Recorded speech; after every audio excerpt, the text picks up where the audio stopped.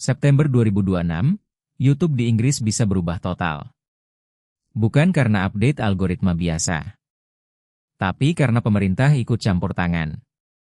Rencananya sederhana, BBC, ITV, dan Channel 4 dapat posisi istimewa di rekomendasi.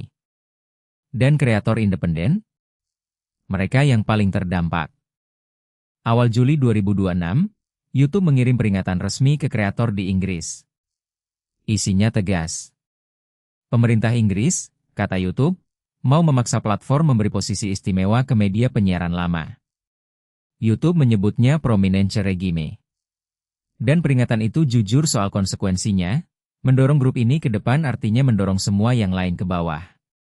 Buat kreator independen, ini bukan sekadar wacana. Ini soal views.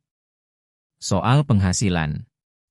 Soal komunitas yang dibangun bertahun-tahun. Kalau aturan ini jalan, konten mereka bisa tenggelam. Bukan karena penonton tidak suka, tapi karena pemerintah memutuskan media lain lebih layak ditonton. Pertanyaannya, kenapa pemerintah Inggris berani menyentuh algoritma YouTube? Dan kenapa sekarang?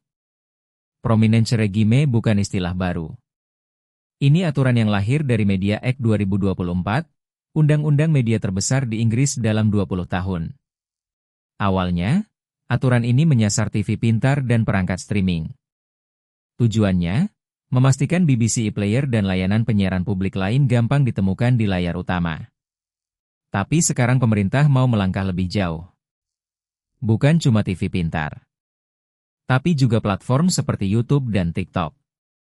Konten jurnalistik dari BBC, ITV, Channel 4, dan Channel 5 harus diprioritaskan, terutama saat peristiwa besar, pemilu, krisis kesehatan, bencana alam. Kedengarannya masuk akal, kan? Informasi terverifikasi saat krisis.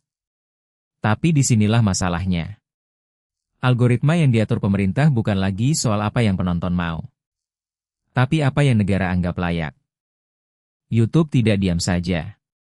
Dalam pemberitahuan ke kreator, mereka menulis, memprioritaskan media mapan secara paksa akan mendorong jurnalis independen, pendidik, dan bisnis digital Inggris ke bawah.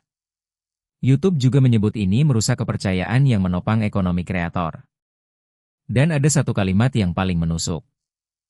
Pemerintah disebut bilang media lama punya kepercayaan negara untuk menyajikan berita akurat. Artinya, suara digital dianggap kurang kredibel. Padahal, BBC sendiri baru saja kena skandal. Tahun lalu, BBC dipaksa minta maaf ke Presiden Trump. Sebuah dokumenter menyambung potongan pidatonya secara menyesatkan. Bulan lalu, BBC minta maaf lagi ke Nigel Farage setelah salah satu presenternya mengarang kutipan palsu. Jadi, media yang katanya paling dipercaya itu, ya, kita lihat sendiri rekam jejaknya. Tentu, pemerintah punya argumen. Misinformasi menyebar cepat saat peristiwa besar. Berita terverifikasi harus mudah diakses publik. Itu tujuan mulia. Tapi cara kerjanya yang bikin gelisah, platform dipaksa menampilkan konten tertentu berdasarkan kerangka regulasi eksternal. Bukan berdasarkan perilaku pengguna. Nigel Farage menyebut ini penyensoran negara yang mengerikan. Lord yang dari Free Speech Union bilang, kalau BBC benar-benar dipercaya publik, pemerintah tidak perlu memaksa orang menontonnya. Disinilah perdebatan pecah. Apakah regulasi ini bikin publik lebih melek informasi? Atau justru membunuh keberagaman suara yang selama ini jadi kekuatan YouTube? Sekarang soal waktu. Konsultasi publik proposal ini berjalan sampai 31 Agustus 2026. Setelah itu, pemerintah mengevaluasi masukan. Ofcom, regulator media Inggris, sudah menjadwalkan kode praktik final untuk aturan prominence pada musim gugur 2026. Artinya, September adalah titik paling awal perubahan mulai terasa.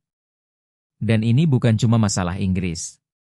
Kalau aturan ini disahkan, ini jadi presiden global. Negara lain bisa ikut. Bayangkan, pemerintah di negara lain mulai mengatur algoritma rekomendasi, dengan alasan melindungi publik. Jadi apa artinya semua ini buat kita? 1. Algoritma tidak lagi netral. 2. Kepercayaan jadi alat politik, Siapa yang dianggap kredibel ditentukan negara, bukan penonton. 3. Kreator independen di seluruh dunia harus siap, karena aturan yang lahir di Inggris bisa menyebar. Kalau kamu kreator, atau bahkan cuma penonton yang suka konten independen, ini menyangkut kamu juga. Menurutmu, pemerintah boleh tidak mengatur algoritma YouTube? Tulis jawabanmu di kolom komentar. Dan kalau mau terus update soal regulasi yang mengubah cara kita berkarya, subscribe dulu. Video berikutnya akan kubahas dampaknya buat kreator di Asia Tenggara.